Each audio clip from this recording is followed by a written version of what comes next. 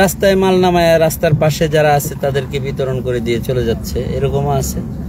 আবার কিছু এরকম আছে যে রাস্তার খুব কাছাকাছি যারা থাকে তাদেরকে কেউ বন্যা কবলিত মনে করে না, অথচ তাদের বাড়ি পানির নিচে আছে, তাদের ঘর বাড়ি পানির নিচে, রাস্তায় তাদের বসবাস।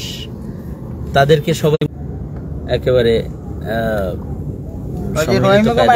কাজগুলো সুন্দরভাবে একেবারে সবার কাছে পৌঁছা না গেলেও সিংহভাগ মানুষের কাছে যেন পৌঁছা যায়, এ ধরনের একটা পদ্ধতি সকলে মিলে কাজ করলে হবে। ভলেন্টিয়ার অনেক দরকার।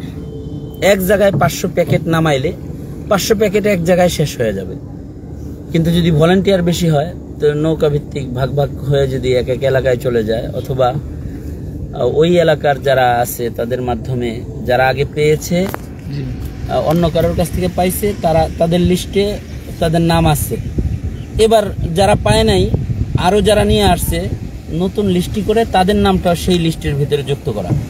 এর জন্য একটু টাইমিং এর দরকার। এখানে ত্রাণ কার্যক্রম যেটা, এটা তাড়াহুড়া করে করার মতো বিষয় নয়। অনেকে গাড়ি নিয়ে চলে আসে, এসে এই রাস্তার থেকেই সব শেষ করে চলে যায়, এরকমটি সম্ভব না। সবার খেদমত করা সম্ভব না এরকমটি করলে। এখানে যারা অবস্থান করে ক্যাম্প করে কাজ করতেছে তাদের কাজগুলো গঠন করে। আল্লাহ তাআলা আমাদেরকে এরকম কাজ এইভাবে করার তৌফিক দান করে যেন সবার উপকার হয়। এটা করার তৌফিক দান।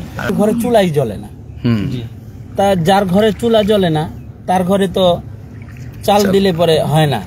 ওই যে চালের প্যাকেট ধরে বলতেছে যে এই চাল আমরা খামু কেমনে, আমাকে কিছু শুকনা খাবার দেন। তাহলে কিছু স্পট আছে এরকম যেখানে শুকনা খাবারই এখনো তাদের শুকনা খাবারের জরুরত বেশি, তাদের চুলা জ্বালানোর মতো পরিবেশ হয় নাই, তাদের ঘরের ভিতরে তারা চকি উপরে উঠায় কোন রকম তারা বসবাস করতেছে।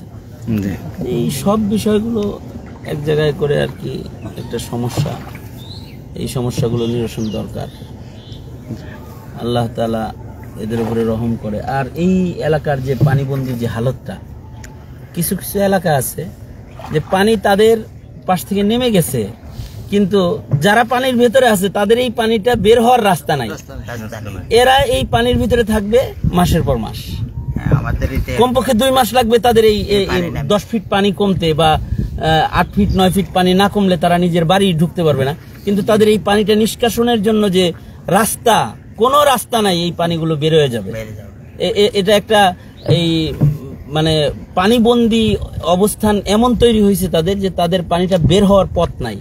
তাহলে মাসের পর মাস যদি একটা বাড়ি 2 মাস 3 মাস যদি পানির ভেতরে থাকে, এই বাড়ির সদস্যগুলোর কি অবস্থা, তাদের জীবনযাত্রা, তাদের চলাফেরা, এই সব মিলায় একটা লেন্দি প্রসেস যেটা মনে হইতেছে। তো আল্লাহ তাআলা আমরা যারা এখানে যে কয়েকটা ফাউন্ডেশন আমরা একত্রিত হয়েছি, গতকালকে লঙ্গরখানায় খাদ্য খাওয়ানো হয়েছে, তার আগের দিনও 2000 মানুষের খাবার খাওয়ানো হয়েছে। আজকে ওলামায়ে কেরাম সহকারে 600 পরিবারের আর্থিক সহযোগিতা 300 আর খাবার 350, সব মিলিয়ে ঝিলে আমরা যাকে অর্থ দেওয়া দরকার তাকে অর্থ, যাকে খাবার দেওয়া দরকার তাকে খাবার, একটা বিতরণ পদ্ধতিতে আজকে কিছু কাজ করলাম। আবার আগামী সপ্তাহে ইনশাআল্লাহ আমরা আরেকটা বড় টিম, আর্থিক সহযোগিতা 100-র চাইতে বেশি তো আলেম ওলামাই আমরা লিস্টি করে আলাদা করি।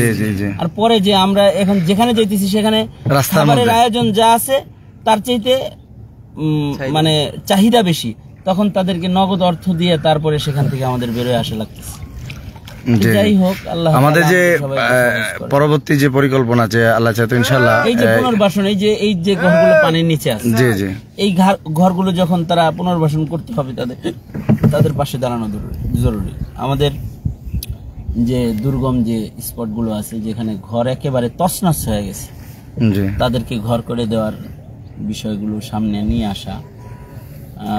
একটা ফ্যামিলির যার 5টা ঘর নষ্ট হয়ে গেছে, কমাস কম সে যদি তড়িৎ গতিতে একটা ঘর দাঁড় করাইতে পারে তাইলেও তো তার মাথা গুজার একটা ঠাঁই হয়ে গেল। এই কারণে খাদ্যের সংকটের পাশাপাশি এখন যেটা আছে তার চাইতে পুনর্বাসন সংকট যেটা, সেটা আরো অনেক বড় হয়ে এটার জন্য আবার আমাদের তো এখন তো আবেগ আছে সবার ভেতরে, এই আবেগে শুধু খাবার এই ট্রাকে উঠতেছে, কিন্তু নগদ অর্থ যে দরকার, নগদ অর্থ নিয়ে নগদ অর্থটাও আবার মুস্তাহেকের হাত পর্যন্ত পৌঁছে দেওয়ার জন্য যে পরিমাণ আঞ্চলিক সহযোগিতা এবং ভলেন্টিয়ার সহযোগিতা দরকার, সেটারও একটা সংকট আছে। আমরা যেটা করলাম আজকে, আলহামদুলিল্লাহ আমাদেরটা সুন্দর হয়েছে। আমি ব্যক্তিগতভাবে আজকের যে আর্থিক বন্টনটা এবং খাদ্য বন্টনটা, এটা তৃপ্তি সহকারে করতে পারছি আলহামদুলিল্লাহ। আলহামদুলিল্লাহ একটা টিম ভিত্তিক কাজ করা হয়েছে, টিম ভিত্তিক কাজ করা হয়েছে। জি জি, কাজ চলতেছে, পরিকল্পনার পরে কাজ সুন্দর হয়। স্বেচ্ছাসেবক অনেক আসছে, আমাদের ফায়দা হয়েছে। আব্দুল বাসিত খান সাহেব হুজুর এই অসুস্থ মানুষ নৌকায় বসে আছেন, 20 মিনিট যাইতে হবে নৌকায় আমাদের এইভাবে পুরা। তারপরে হেফাজতের এই নোয়াখালী জেলার আমির সাহেব হুজুর, হেফাজতে ইসলাম বাংলাদেশের, উনি আমাদের সাথে আছেন। ওনার এলাকায়